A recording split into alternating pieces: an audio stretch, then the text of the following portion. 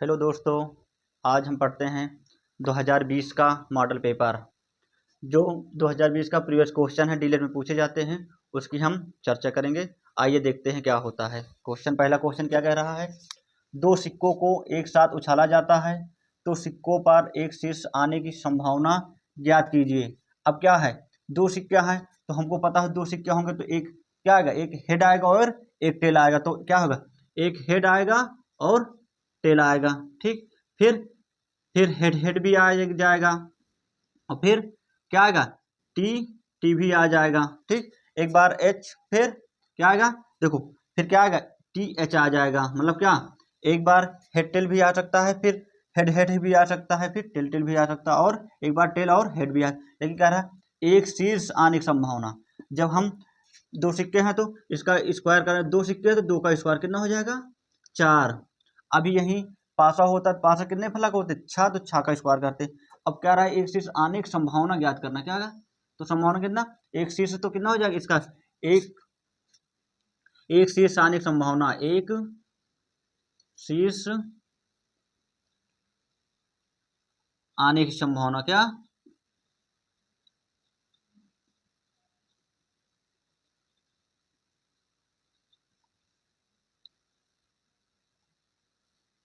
ठीक, संभावना क्या हो जाएगा, 1/4 हो जाएगा। कितना हो जाएगा, 1/4। समझ में आया। दो सिक्कों को एक साथ उछाला जाता है तो सिक्कों पर एक शीर्ष आने की संभावना ज्ञात कीजिए। तो हल क्या हो जाएगा, एच टी मतलब हेड टेल। फिर इसको क्या पटचित्र भी कहते हैं, एच एच मतलब हेड हेड, और टी एस टेल टेल, और टी एच। तो कितने हो जाएंगे, 4 बनेंगे। और जब हम इसका स्क्वायर होगा कितना हो जाएगा, 2 का स्क्वायर 4 ट्रिक है। और फिर एक शीर्ष आने की संभावना 1/4। अब दूसरा क्वेश्चन पढ़ते हैं।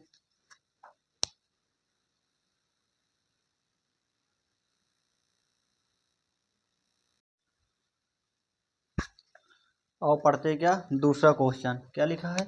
एक लंबवृत्तीय बेलन के आधार का क्षेत्रफल 100 सेंटीमीटर, यदि बेलन की ऊंचाई 10 सेंटीमीटर हो तो बेलन का आयतन। अब क्या होता है बेलन का आयतन, पहले लिखते हैं। बेलन का आयतन क्या होता है, बेलन का आयतन क्या होता है, पाई आर स्क्वायर एच। कितना होता है, पाई आर स्क्वायर एच। ठीक, और आधार का क्षेत्रफल क्या होता है,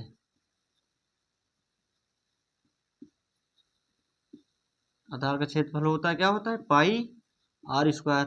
और पाई आर स्क्वायर की वैल्यू कितना दिया गया है, 100 सेंटीमीटर। कितना, 100 सेंटीमीटर। ठीक, स्क्वायर। तो बेलन का आयतन क्या हो जाएगा, पाई आर स्क्वायर के दर पर हम क्या रख देंगे, 100 सेंटीमीटर। तो बेलन का आयतन क्या हो जाएगा, बेलन का आयतन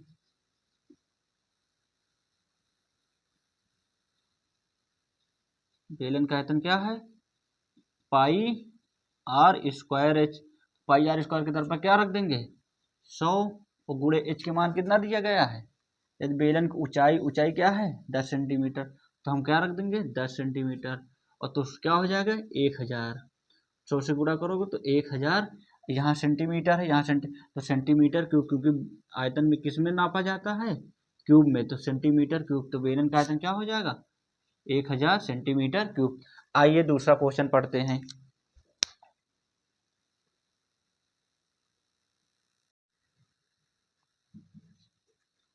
तीसरा क्वेश्चन क्या कह रहा है, 3x² + 7x + 10। हम क्या करते हैं, इसको इससे क्या करेंगे, गुणा कर लेंगे। तो यह कितना है, 1 है, 1 गुणे 10 करो कितना आएगा, 10 ही आएगा। हमको जोड़ना है, जोड़ने में कितना है, 7 है। तो हम 5 गुणे 2 लिख सकते हैं। 5 गुणे 2 कितना होता है, 10 ही होता है। और 5 प्लस में 2 जोड़ दो कितना हो जाएगा, 7 हो जाए। तो यहाँ हम क्या रख देंगे, x² और प्लस का 7x और प्लस का 10 बराबर क्या है, 0 है। तो x² प्लस 7 में कितना, 5 + 2 लिख सकते हैं। 5 + 2 x है, तो x और 10 बराबर 0। तो x²। अब हम क्या करेंगे, x को इधर गुणा करेंगे और इसको इधर गुणा और प्लस को पूरे में गुणा करेंगे। तो कितना हो जाएगा, 5x हो जाएगा, प्लस का 2x हो जाएगा, और प्लस का 10 हो जाएगा बराबर 0। अब x कॉमन ले लेंगे, क्या बचेगा, x प्लस का 5 ए ब्रेकेट में।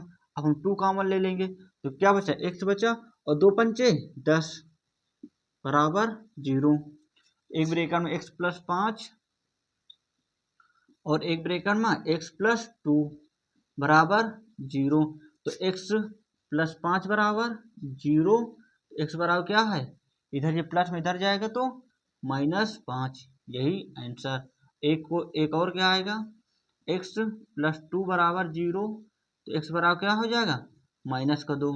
तो दूसरा आंसर क्या हो जाएगा, x बराबर -2। अब हम यही समझते हैं, एक बार आप लोग इतना नोट कर लीजिए, उम्मीद है आप लोग नोट कर लिए होंगे।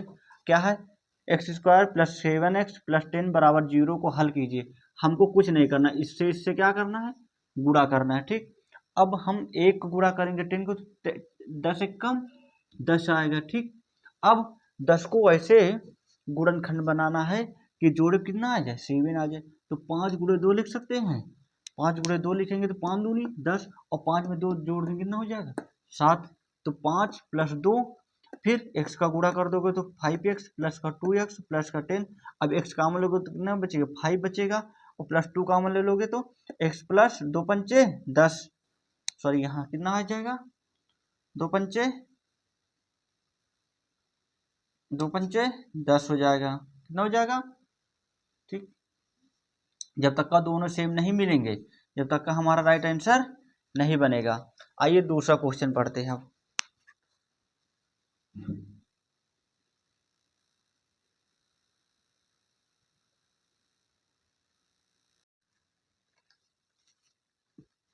दूसरा क्वेश्चन क्या क्या, चौथा क्वेश्चन, एक वृत्त की त्रिज्या दूसरे वृत्त की त्रिज्या की कितनी गुनी है, 4 गुनी है। तो दोनों वृत्तों के क्षेत्रफल का अनुपात ज्ञात कीजिए। हम करते हैं क्या, माना पहले वृत्त की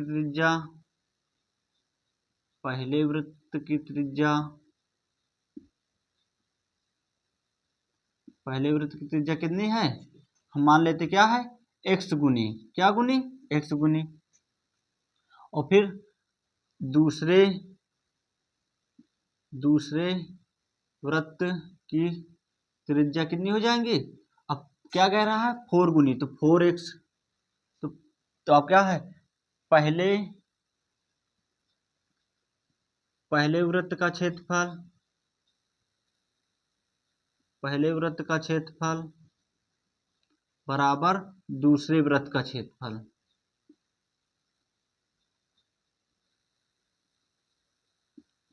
ठीक, अब कह रहा वृत्त का क्षेत्रफल क्या होता है, πr²।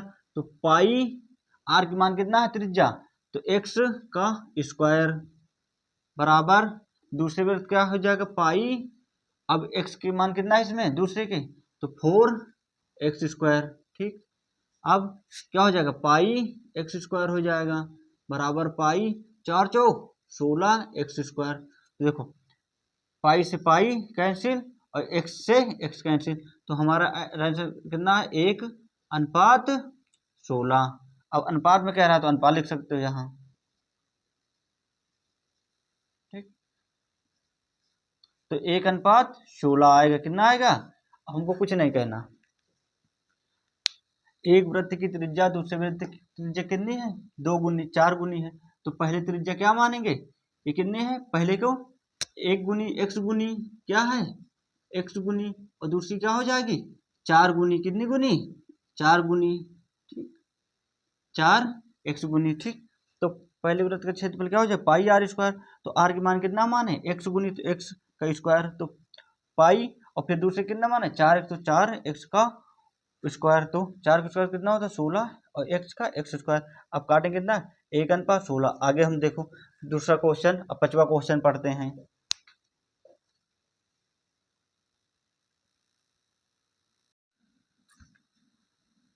क्या लिखा है, ABCD एक चक्रीय चतुर्भुज है, यदि कोण A बराबर 55 अंश तथा कोण B बराबर 60 अंश, तो कोण C और कोण D का मान ज्ञात कीजिए। अब चक्रीय चतुर्भुज है, तो चक्रीय चतुर्भुज क्या होगा, पहले हम एक गोला बनाते हैं। ठीक, अब चक्रीय चतुर्भुज बना लेते हैं।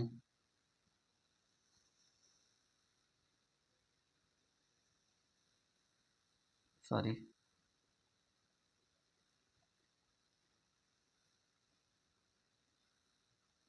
अब इधर से ठीक, अब हम मान लेते ए बी सी और डी। ठीक, अब कह रहा है एक चक्करी चतुर्भुज। अब कोण ए कितना है हमारा, कोण ए कितना 55 अंश, कितना 55 अंश। ठीक, और कोण बी कितना कह रहा है, कोण है 60 अंश।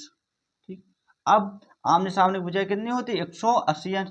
जब ये 60 अंश है तो 180 कितना हो जाएगा, हम 180 में से इसको 60 को घटाएंगे, 180 माइनस 60 कितना हो जाएगा 0, 8 में से जाएगा कितना हो जाएगा 2, और 120 क्या है ये 120 आ जाएगा, कितना आ जाएगा 120। अब इधर हम 2 घटाएंगे, कितना आ जाएगी ये 160 घटाए तो 55 कितना आ जाएगा 125 आ जाएगा, कितना आ जाएगा 125। ये घटा लो, 180 माइनस कितना है 55, 5 10 5 और 8 में से 5 कितना 3 और 2 1, 125 अंश आ जाएगा। तो हमारा क्या निकल के आया है, कोण सी बराबर कितना है 125 अंश है। ठीक, और कोण डी कितना है, कोण डी कितना है 120 अंश है। ठीक, क्योंकि आमने सामने भुजाएं कितनी होती है, ये दोनों भुजाएं कितनी होनी चाहिए, कितने 180 अंश, कितने 180, ये कितनी होनी चाहिए 180 अंश, कितनी 180 अंश कुल होनी चाहिए। ठीक, आगे हम क्वेश्चन पढ़ते हैं दूसरा।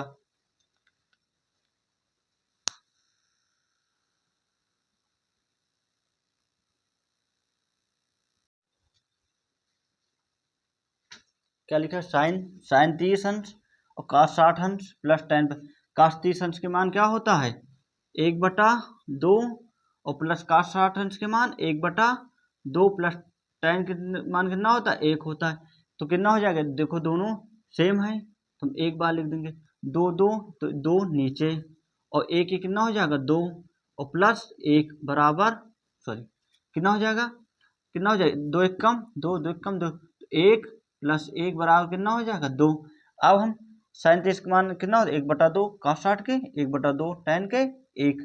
अब साइन का उल्टा क्या होता है, हम लिख सकते हैं साइन थीटा बराबर क्या होता है 1/, काशेक स्क्वायर थीटा क्या, और काश किसका उल्टा होता है, काश थीटा बराबर क्या होता है 1/sec थीटा होता है।